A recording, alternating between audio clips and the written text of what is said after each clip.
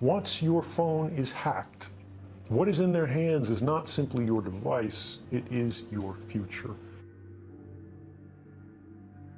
They're selling our future, they're selling our past, they are selling our history, our identity, and ultimately, they are stealing our power. The screen may be off as it's sitting on your desk, but the device is talking all of the time. The question we have to ask is, who is it talking to? If I get a smartphone and I need to use a phone, I actually open it up before I use it. Anything you can do on that device, the attacker, in this case the government, can do. Before 2013, if you said there's a system that's watching everything you do, the government is collecting records of every phone call in the United States, even for those people who are not suspected of any crime, it was a conspiracy. Yes, there were some people who believed it was happening. Yes, there were academics who could say this was technically possible. The world of 2013, some suspected that this was happening. The world after 2013, we know that it's happening. The distance between speculation and fact is everything in a democracy. We have now had the first European regulations that are trying to limit the amount of data that can be collected secretly and used against populations broadly. And we have also seen the basic structure of the internet itself change in response to this understanding that the network path that all of our communications cross, when you request a website, when you send a text message, when you read an email, for so long those communications have been electronically naked or unencrypted. Before 2013, more than half the world's internet communications were unencrypted. Now, far more than half are, measured by just web traffic from one of the world's leading browsers, the Google Chrome browser. The entire world has changed in the last few years. It hasn't gone far enough. The problems still exist. And in some ways, they've gotten worse. But we have made progress that would not have been possible if we didn't know what was going on. Hacking has increasingly become what governments consider a legitimate investigative tool. They use the same methods and techniques as criminal hackers. And what this means is they will try to remotely take over your device. Once they do this, by detecting a vulnerability in the software that your device runs, such as Apple's iOS or Microsoft Windows, they can craft a special kind of attack code called an exploit. They then launch this exploit at the vulnerability on your device, which allows them to take total control of that device. Anything you can do on that device, the attacker, in this case the government, can do. They can read your email, they can collect every document, they can look at your contact book, they can turn the location services on, they can see anything that is on that phone instantly and send it back home to the mothership. They can do the same with laptops. The other prong that we forget so frequently is that in many cases they don't need to hack our devices. They can simply ask Google for a copy of our email box, because Google saves a copy of that. Everything that you ever typed into that search box, Google has a copy of. Every private message that you've sent on Facebook, every link that you've clicked, everything that you've liked, they keep a permanent record of. And all of these things are available not just to these companies, but to our governments, as they are increasingly deputized as sort of miniature arms of government. What about enabling your microphone camera? If you can do it, they can do it. It is trivial to remotely turn on your microphone or to activate your camera, so long as you have systems level access. If you had hacked someone's device remotely, anything they can do, you can do.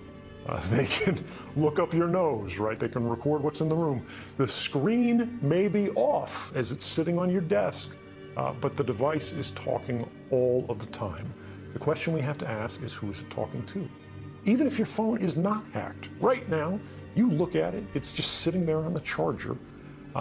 It is talking tens or hundreds or thousands of times a minute to any number of different companies who have apps installed on your phone.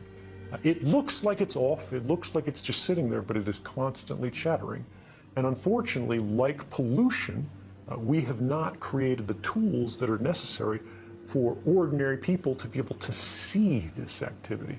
And it is the invisibility of it that makes it so popular and common and attractive for these companies.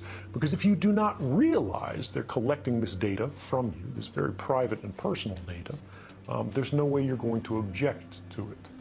Once your phone is hacked, what is in their hands is not simply your device, it is your future.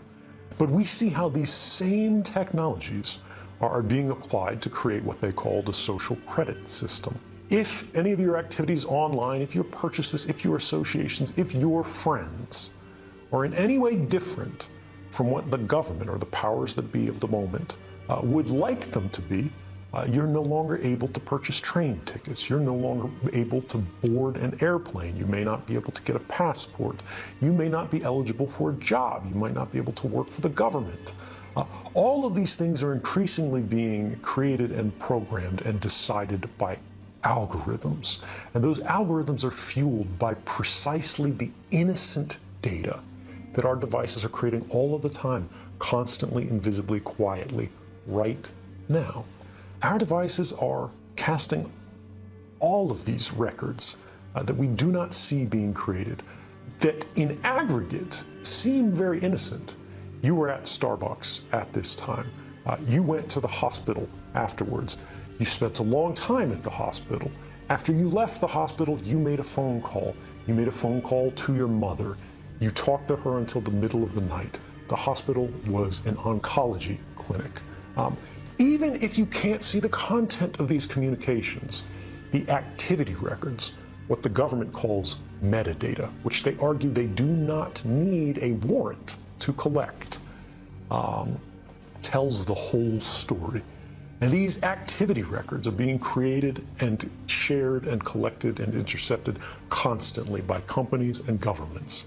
And ultimately it means as they sell these, as they trade these, as they make their businesses on the backs of these records, what they are selling is not information. What they are selling is us.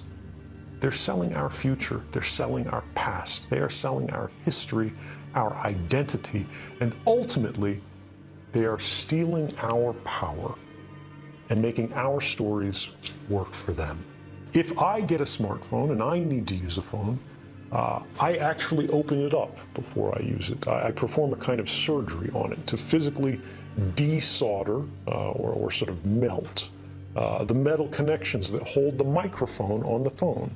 And I physically take this off. I remove the camera for the phone, and then I close it back up, I seal it up.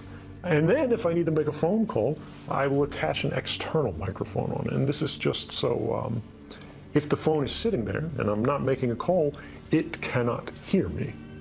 Now this is extreme. Most people do not need this.